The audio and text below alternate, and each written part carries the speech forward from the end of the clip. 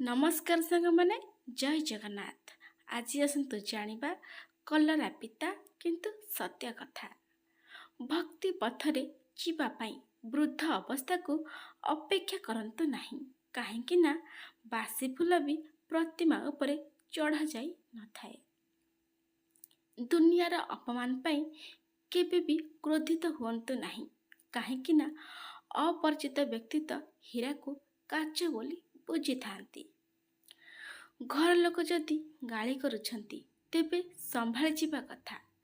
ଯଦି ସମୟର ଚାପୁଡ଼ା ପଡ଼ିବ ନା, ତାହେଲେ ସହିପାରିବେ ନାହିଁ। ମରିଯିବା ପରେ ପ୍ରଶଂସା କରିବା ଏବଂ ହୃଦୟକୁ ଦୁଃଖ ଦେଇ ସାରିବା ପରେ କ୍ଷମା ମାଗିବା, ଏହି ଦୁଇଟି ଯାକର କୌଣସି ବି ମହତ୍ତ୍ୱ ହିଁ ନଥାଏ। ଯିଏ ଦୁଃଖ ଭୋଗୁଛି ସିଏ ଆଗକୁ ଯାଇକି ସୁଖ ପାଇପାରେ, କିନ୍ତୁ ଯିଏ ଦୁଃଖ ଦେଉଛି ସେ କେବେ ବି ସୁଖୀ ହୋଇପାରିବ ନାହିଁ। ଲୋକଙ୍କ ଉପରେ ଏହି ତିନୋଟି ଜିନିଷ ଅନୁଭବ କରାନ୍ତୁ ନାହିଁ। ଯଦି ଫାଇଦା ପହଞ୍ଚାଇ ପାରିବେ ନାହିଁ, ତାହେଲେ କ୍ଷତି ପହଞ୍ଚାନ୍ତୁ ନାହିଁ। ଯଦି ଖୁସି ଦେଇପାରିବେ ନାହିଁ, ତାହେଲେ ଦୁଃଖ ଦିଅନ୍ତୁ ନାହିଁ। ଯଦି ପ୍ରଶଂସା କରିପାରିବେ ନାହିଁ, ତ ମନ୍ଦ ବି କରନ୍ତୁ ନାହିଁ। ସାଙ୍ଗ, ସାଥୀ ଏବଂ ସମ୍ପର୍କୀୟ ଆଦିକୁ ପରୀକ୍ଷା କରିକି ଦେଖନ୍ତୁ।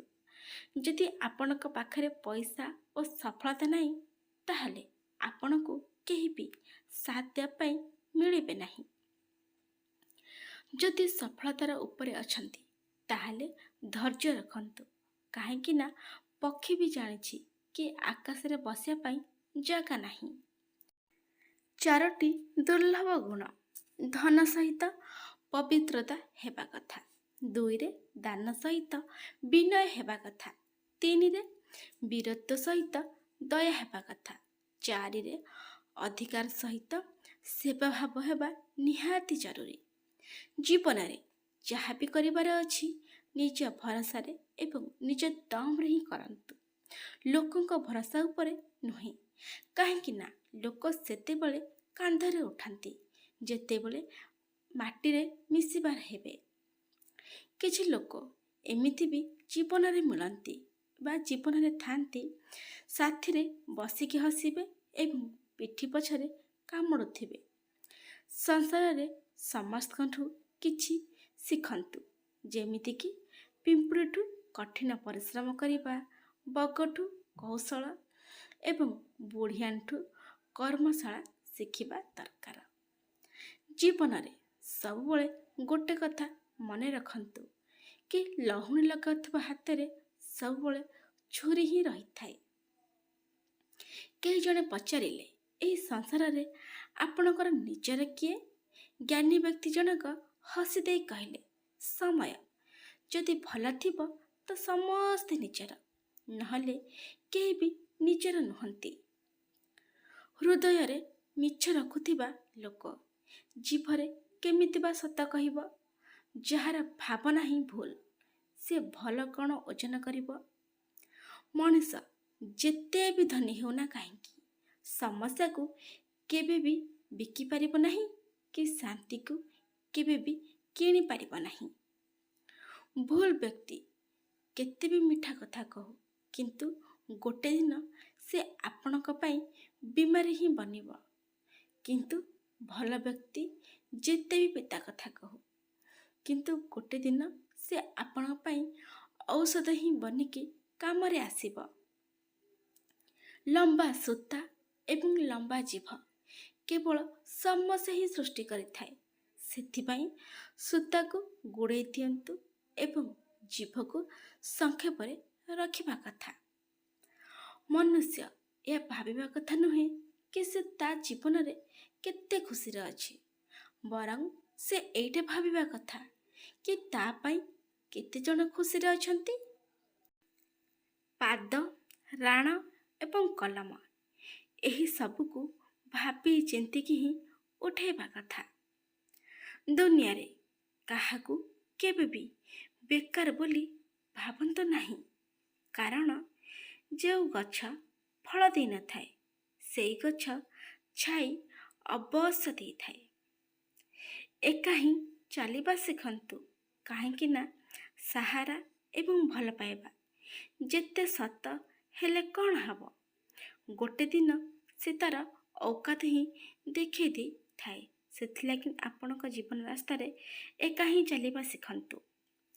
ମଣିଷ ସିଏ ହୋଇଥାଏ ଯାହାକୁ ଅନ୍ୟର ଦୁଃଖ ଯନ୍ତ୍ରଣା ଅନୁଭବ ହୋଇଥାଏ, ଅନ୍ୟଥା ନିଜର ଯନ୍ତ୍ରଣା ତ ପଶୁକୁ ବି ଅନୁଭବ ହୋଇଥାଏ। ଅନ୍ଧାରକୁ ହଟିବା ପାଇଁ ସମୟ ବର୍ବାଦ କରନ୍ତୁ ନାହିଁ, ବରଂ ଦୀପକୁ ଜଳାଇବା ପାଇଁ ସମୟ ଲଗାନ୍ତୁ। ସମୟର ମୋଡ଼ କୋଉଭଳି ଦେଖନ୍ତୁ। ରାତି ଦିନ ଚାଲି ଯାଉଛି, ଖୁସିରେ ରହିବା ପାଇଁ ସମୟ ନାହିଁ, ବାସ୍ ଖୁସି ଦେଖିବାର ପ୍ରତିଯୋଗିତା। ମଣିଷର ଭଲ ଗୁଣ ଉପରେ ଚୁପ୍ ରହିବେ, କିନ୍ତୁ ଚର୍ଚ୍ଚା ଯଦି ସେଇ ଖରାପ ମଣିଷ ଉପରେ ପଡ଼େ, ତାହେଲେ ସେଇ ମଣିଷ ଉପରେ ଖନା ଆସିକି ବି କଥା କହିଥାଏ। ସୂର୍ଯ୍ୟ ଏବଂ ବାପାଙ୍କ ଗରମକୁ ସହିବା ଶିଖନ୍ତୁ, କାହିଁକି ନା ଏହି ଦୁଇ ଜଣ ଯେବେ ବୁଡ଼ନ୍ତି ନା, ସେତେବେଳେ ଚାରିଆଡ଼ ପୁରା ଅନ୍ଧାର ଛାଇ ଯାଇଥାଏ। ପ୍ରକୃତି କେବଳ ଦୁଇଟି ହିଁ ରାସ୍ତା ଦେଇଛନ୍ତି, ଏକରେ ଦେଇକି ଯାଆନ୍ତୁ, ନାଇଁ ତ ଛାଡ଼ିକି ଯାଆନ୍ତୁ। ସାଙ୍ଗରେ ନେଇକି ଯିବା ପାଇଁ କୌଣସି ବି ବ୍ୟବସ୍ଥା ଦିଆଯାଇ ନାହିଁ। ପ୍ରଭୁ ଶ୍ରୀକୃଷ୍ଣ କହିଛନ୍ତି, ଯେପରି ଯେପରି କଳିଯୁଗ ଆସିବ, ମଣିଷ ସ୍ୱାର୍ଥପର ହେବାକୁ ଲାଗିବ। ଆବଶ୍ୟକ ସମୟରେ ଆପଣଙ୍କ ପାଦ ଧରିବ ଏବଂ ଯଦି ଆବଶ୍ୟକ ନ ପଡ଼େ ତେବେ ଚିହ୍ନିବାର ହିଁ ନାହିଁ। ଜୀବନରେ ଏହି ଚାରିଜଣଙ୍କ ସହିତ କେବେ ବି ବାଦ ବିବାଦ ଜମା ବି କରନ୍ତୁ ନାହିଁ। ଏକରେ ମୂର୍ଖ ସହିତ କେବେ ବି ବିବାଦ କରନ୍ତୁ ନାହିଁ। ଦୁଇରେ ପାଗଳ ସହିତ କେବେ ବି ବିବାଦ କରନ୍ତୁ ନାହିଁ। ତିନିରେ ଗୁରୁ ଏବଂ ମାତା ପିତାଙ୍କ ସହିତ କେବେ ବି ବିବାଦ କରନ୍ତୁ ନାହିଁ। ଆଜିକାଲି ଲୋକ ଏହିପରି।